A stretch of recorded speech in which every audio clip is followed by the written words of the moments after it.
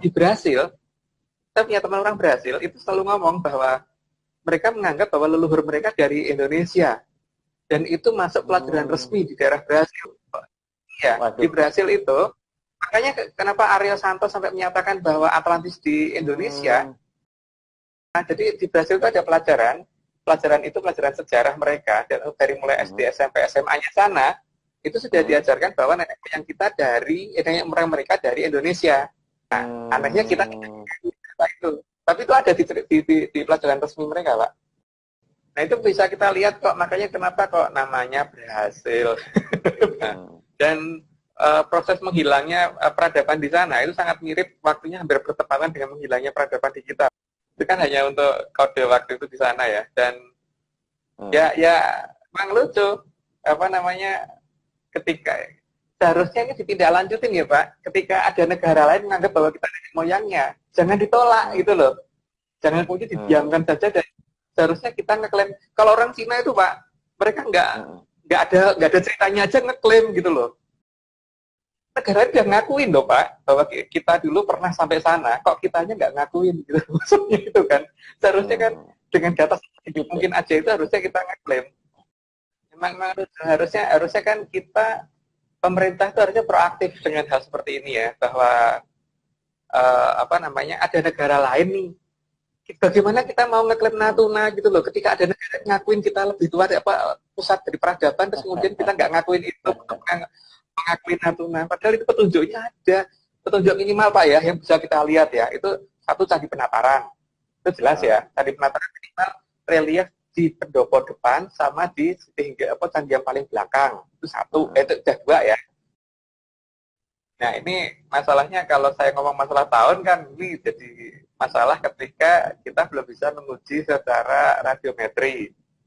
Karena untuk menguji radiometri berarti kan harus ada bagian yang kita ambil Pak dari sana. Itu kan berarti nanti saya akan berurusan dengan purbakala Pak. Soalnya kalau dari beberapa huruf dan tulisan, kalau kita ngeklaim bisa membaca, nanti jadinya akan jadi punya banyak musuh. Makanya yang paling gampang, ya kalau mau membuktikan ya harus diuji secara ukuran tahunnya yang paling fair itu menggunakan seharusnya bisa jadi kita bisa memperbesar penataran lagi gitu loh Pak. Jadi bisa dijadikan destinasi pariwisata yang lebih besar gitu loh. Jadi mengacu pada pernyataan Aryo Santos dan sebagainya, bukti pernyataan Aryo Santos ada salah satunya di Candi Penataran, gitu kan harusnya. Kalau perlu relief yang ininya pakai lampu yang paling terang itu, relief yang ini supaya masyarakat tuh bisa melihat. Jangan dibiarin begitu aja. Relief yang menunjukkan bahwa nenek moyang kita pernah sampai di Amerika nih, dikhususkan ada lampu, ada petunjuk khusus bahwa ini loh di sini gambarnya di sini gini gitu. Masalahnya menurut saya bukan hanya masalah tim ahli Pak ya, tapi kemauan dari si tim itu mau apa tidak gitu. Karena kenyataannya kan di negara kita pakar tuh banyak ya. Cuman kenapa ini tidak terbuka, rahasia tadi penataran ini tidak diungkap gitu. Kita harusnya berani kayak Cina gitu loh Pak. Mungkin karena kapalnya pernah nabrak karang di Kepulauan Spratly tenggelam, terus kemudian mereka ngeklaim pernah sampai sana gitu, pernah menguasai sana gitu, walaupun nggak ada buktinya gitu kan. Yang kedua, nanti gambar-gambar orang-orang seperti itu bisa door. Jadi ini perlu dikaji ulang gitu loh hal seperti ini. Terus yang keempat, orang Brasilnya sendiri ngakuin kan, sudah ada pengakuan dari sana juga gitu loh. Terus yang kelima, kenyataannya juga memang kaktus yang digambarkan itu memang ada di benua Amerika gitu kan. Terus yang digambarkan adanya gajah juga ada gambar gajah di sana, dan itu bukan mamut yang ada di Copan dan Honduras, itu ada penggambaran berbentuk patung malahan. Dan patung itu bisa kita lihat gitu loh, apakah itu mirip dengan yang digambarkan nenek moyang kita apa tidak. Jangan kemudian didiamkan saja. Kalau kita hanya ngikutin kata-kata Belanda, ya Belanda tidak akan pernah mau membuka hal-hal seperti ini. Harusnya justru pakar kita membuka ini semua. Harusnya kita ngomong bahwa Belanda kabur gitu. Menurut saya sih, ya bagaimana mungkin seorang penjajah mau menceritakan kebesaran negara yang dijajahnya, nggak mungkin lah Pak. Kalau itu dihilangkan, apalagi dari namanya Nederland kok kemudian kita nyebutnya Blondo. Kalau kita perhatikan Meksiko itu dijajah Spanyol cuma 200 tahun, tapi kenyataannya orang Meksiko fasih berbahasa Spanyol. Australia itu dijajah Inggris itu juga tidak sampai 350 tahun kan Pak. Tapi kenyataannya di sana bahasa nasionalnya bahasa Inggris. Nah ini yang mencurigakan kan tadi saya katakan Pak, ini namanya blondo itu. Karena dalam bahasa Jawa itu kita mengenal yang namanya blondo Pak. Blondo itu adalah kalau kita mau bikin minyak kelapa, itu kan biasanya kita marut kelapa, kemudian kita campur air, kemudian kita rebus sampai kemudian airnya hilang. Kemudian nanti kita akan ada minyak kelapanya, kan kemudian kita peres, kita saring.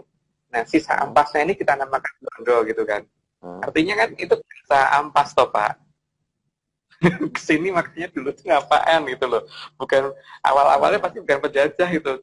Ketika peradaban kita menghilang, mereka terus seolah-olah berkuasa gitu. Peradaban asli ini tiba-tiba pergi, nggak tahu kenapa itu.